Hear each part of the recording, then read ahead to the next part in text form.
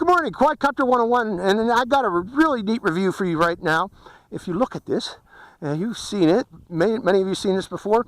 This is the Hubsan H501S. Now, what's special about the H501S is that it's a relatively small quadcopter as compared to others what this can do, but it's also a brushless quadcopter with a GPS system, which enables it to do some neat things, such as follow me. This actually has the follow me mode. It also can fly in both GPS mode and altitude hold mode, and also has headless mode too if you wish to operate in headless mode. So what this is in effect is a neat little backpack quadcopter, backpack sized quadcopter that has the features that a lot of people like these days, and the big one on that is people love to do selfies. This is the selfie quadcopter, the 501S. Now, how does it do selfies? Well, this quadcopter has a built-in GPS, but so does this transmitter. And this also has telemetry that talks between the transmitter, or the quadcopter to the transmitter, and vice versa, letting each know where they are in space. So in effect, you can set a distance and range from your position and a bearing from your position, and it should maintain that. Also, when you enter follow me, it'll point toward this transmitter wherever this transmitter is at while it's doing that follow me. So it maintains pointing toward it. Now, if you're very far high, you might, or if you're pretty darn high, if you notice, this has a slight downward angle to it, but you can overshoot your position. So if you're doing follow me, you will probably want to stay relatively close to the ground to stay in sight of the camera. Now, let's go over the quadcopter in detail. It's very good looking. I like the, this is the black version, the black and gold version. It looks pretty darn cool, I gotta admit. Inside, the battery that comes with this is a relatively large battery for such a small quadcopter. It's 2700 milliamp hour, 7.4 volts, I believe, and I am correct. It's only 10C though, so the power drain from this isn't designed to be very high. But then again, this is not a very large quadcopter that would require a large power drain. Again, four brush motors. Per this quadcopter, built-in GPS, very bright LEDs on these landing gear legs, so that you can see the LEDs very, very easily. Signals you have to worry about mainly is you need to see green flashing lights to let you know that you have GPS lock, and if you're in altitude hold, I believe they become yellow, and if you're on low battery power, they become red, or I believe they become red, and this will automatically do return to home, by the way, on low battery power, or if it flies out of range, if it is in GPS mode. If you're in altitude hold mode, I believe when you fly out of range, or if it doesn't have a GPS lock, it tries to maintain a level position hover until it regains GPS lock or comes back into range of the transmitter. Let's go over the transmitter real quick. This switch here is for entering GPS mode, or if you bring it down, you are entering altitude hold mode. I'm going to start off in GPS mode. We're going to fly in GPS mode to begin with. This switch here is for activating return to home. We're return to home and landing by flipping it up. And for takeoff, we're going to leave it down. This switch here takes a photo. This switch here starts and stops the recording. The throttle yaw stick, if you push into it, enters into headless mode. So this does have headless mode. The right control stick, if you press into it, enters into follow me mode. But again, you must be in GPS mode to activate follow me mode if you want it to work. If you're in altitude hold, it's not going to work. Also, you can enter menus and adjust different settings on this quadcopter and on this transmitter by pulling the throttle stick all the way down and pressing the right pitch roll stick. And that'll enter into menu mode, which you can adjust certain items on this quadcopter, like stick sensitivity. You can actually fly this quadcopter in manual mode too if you wish. I believe it's gyro stabilized manual mode though, but it'll be somewhat difficult to do because of this self-centering stick. If we have time, I'll try to demonstrate that today. If you look on the right side of this transmitter, you'll notice there's an SD card slot and a USB port. This is for entering new software into this quadcopter, or into this transmitter. This SD card slot does not record video, so don't expect it to do such. And this USB port is again only for programming the new software firmware for this transmitter, and that is done at the factory. I don't believe there's any firmware upgrades for this particular quadcopter. The two ports on the left here are for using Hubsan goggles with Hubsan ports for those goggles. But I don't own a Hubsan goggle. I do have a VR007 from Ishin that I've tried with this already, and it does work with this quadcopter, by the way. And we're going to try that a little bit later here when I'm doing altitude hold flying. I'm going to try to fly using these goggles here. Now, the one down thing about using third-party goggles is you do not get the telemetry information that you get with the Hubsan screen and I believe also the goggles, so you will not have the telemetry information. And we'll go into that telemetry information here shortly after we start this quadcopter and go for a flight. So let's do such. Starting it up. Oh, turn on the transmitter. Since this is a GPS quadcopter, you usually turn on those transmitters first and then plug in the battery.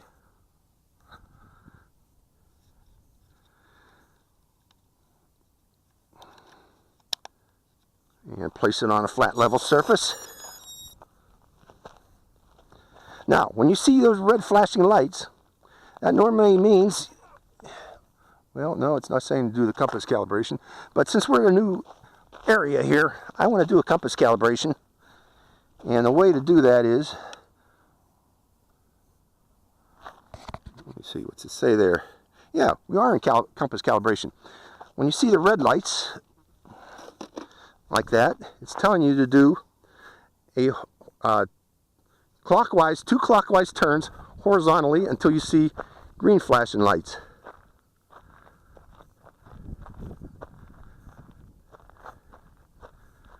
Okay, now once you see the green flashing lights, do 2 turns clockwise until the lights go out. And the lights go out, and compass calibration is complete. This seems to automatically do that each time you do a takeoff or you start up this quadcopter. Every time I've done it at home, that compass calibration has come up automatically. So we should be ready to go here. Let me check the GPS signal that we got. We only have 4 satellites on the quadcopter itself, and you see that there. Now we got 7, so we got GPS lock, and we have 11 satellites locked on to the transmitter, so we're good to go for follow me mode if we want to do follow me flying. You also notice that we also get lat long for both the GPS, or for the quadcopter, and for this transmitter. We also have telemetry data, and most importantly, we have battery voltage of the quadcopter, so we can monitor that while we're flying. Additionally, we got pitch and roll and height, I think. I'm not sure what the H stands for. And we have distance from takeoff, and I believe that's altitude, 11 meters. And this always starts off in 11 meters before takeoff. I don't know why that is, but it does. And also velocity of the quadcopter, which right now is 0. And also battery power of the transmitter, and battery power also a bar graph for the quadcopter. So we should be good to go now. Now what I'm going to do, we're going to start off with just plain GPS flying, and I'm going to take off by pulling the sticks down and out to enter into idle. And then we're going to increase the throttle until the quadcopter takes off. This is its first flight, by the way. And let's see how well it maintains altitude and position. By the way, I took off next to these this X that I made on the ground using rocks. We're going to use that a little bit later. Let's set it up a little bit higher. Check the stability. We got green lights in the back, as you can see here. White lights in the front. Green lights means we got GPS lock. And I got a breeze coming in every once in a while. And when that breeze goes by, I notice it does affect the altitude quite somewhat for the quadcopter. So wind might be an issue with this quadcopter. Going up, because of that, I'm going up a little bit higher before we go flying. Now let's take it out. And I'm trying to turn, well, let's take it out this way so that the sun doesn't show up as badly on the screen, so you can see the screen, folks. And again, it does descend a bit as you go forward in speed. And that's because of probably drop in air pressure as it's going forward from the velocity.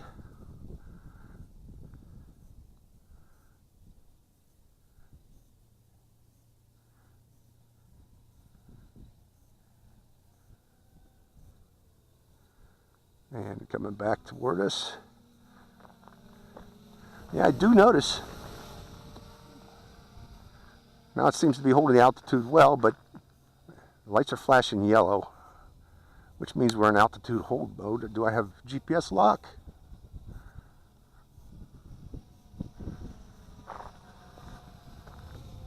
Let's bring it in close again.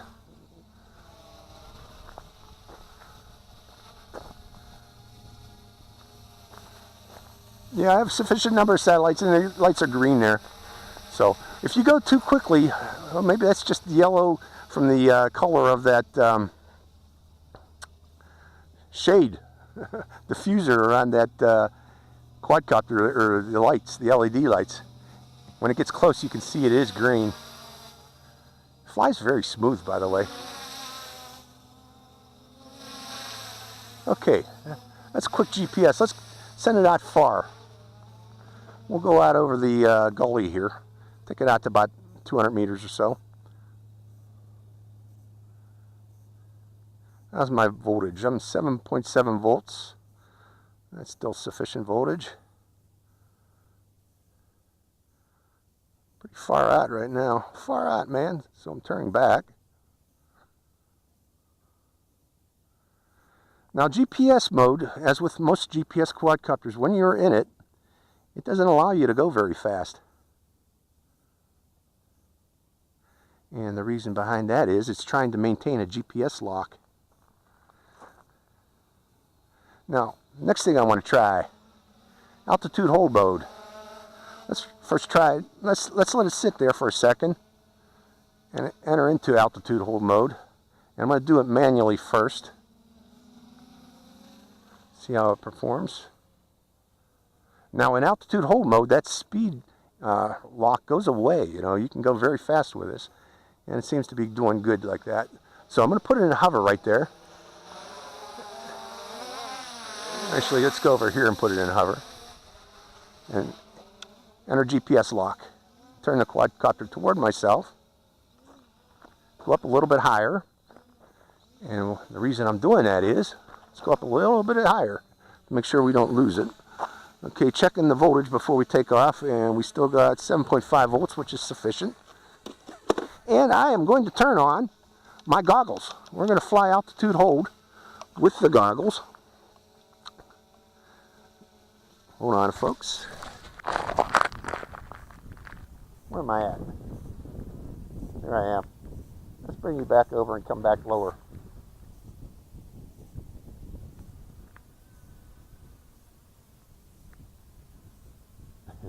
I'm still flying with the goggles. There I am. I'm sorry I wasn't recording there in the beginning.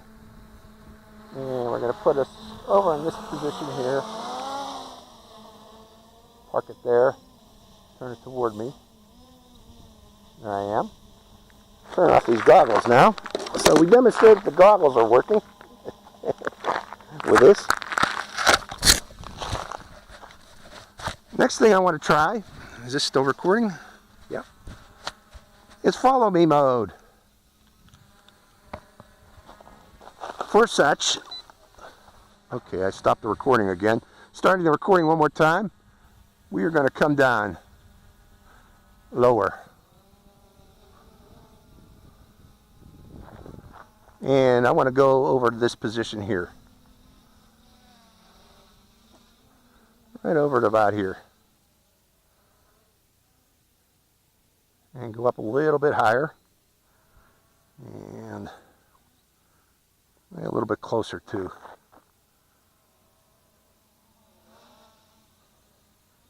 How's that working? Okay, let me pick up my goggles, and we're going to go into my car here.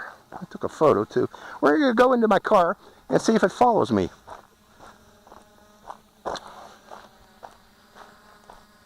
My dog's going to get excited here. The main reason being she's probably going to think we're going for a walk, but we're not. And I'll put this transmitter here. Start up the car. I see up there. And enter into follow me mode by pressing the right stick.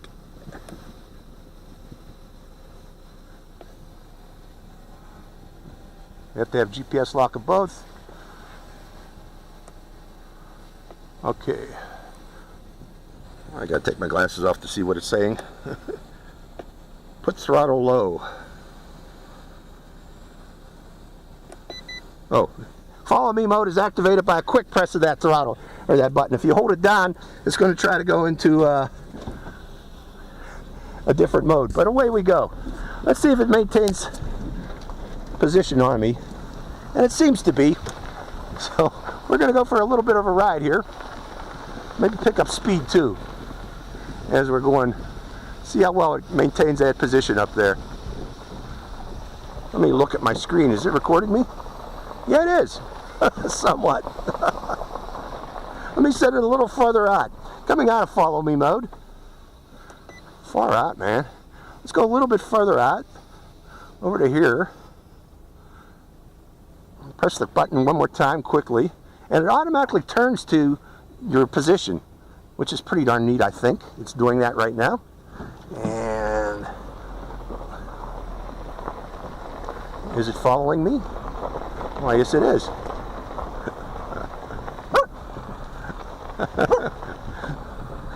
My dog's barking at it. How many volts we got? We're down at 7.3 volts, so we got plenty of voltage. Let me set it out a little farther forward of us. Hold on. Coming out of follow me again. Let's. What are you barking at? Going up a little higher, going over here, and pressing follow me. It's turning, and there we are again. Let's go for a ride through the desert. Hello up there. Pretty damn cool. I got lots of ideas what I want to use this for.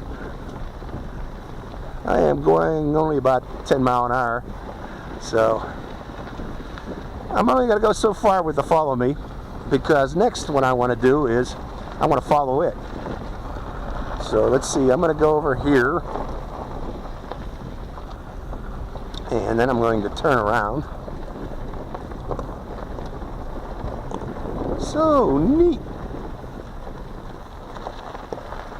Such a neat quadcopter. And I'm turning around here. And now what I'm going to do is, we're in GPS mode. I'm going to hit return to home and we're going to follow it. It's got return to home mode activated. Turn it off. Reason being, I got to go up a little bit higher. Now we'll do return to home. That almost hit a bush, folks. Okay, there it goes. On its way home. It's on its way home. Oh boy, it goes pretty damn fast when it's going home. Let's follow it. See where it goes. Follow it instead of follow me. Now I want to see if it lands, how closely it lands to that X that I put on the ground, where right next to where it took off from. So we'll see how accurate its landing is. I hope it's coming in on my video screen, and I hope I'm recording still on its camera. Oh, we're in the view of the camera, which is pretty darn cool. It flies backwards, obviously, then, since we're in view of the camera and I'm chasing it on its way home. Okay, it seems to be slowing down. I am going to park right here. There's nobody else out here in the desert. Yeah, let's get a little closer. But it should be starting its descent, and there it goes. How you doing? Oh, it's right next to that X. Within a meter of that X. That's cool. That is cool. This is a cool quad, folks. Now, you know, it does not have a gimbal. Because of that, the video from this is going to be very jerky, very erratic. Wait a minute, let me get my dog back. Let me turn this off first. Get back here.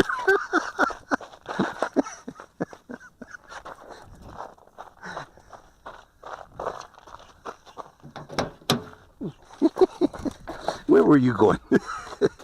We'll go for a walk soon. Okay, we're back again.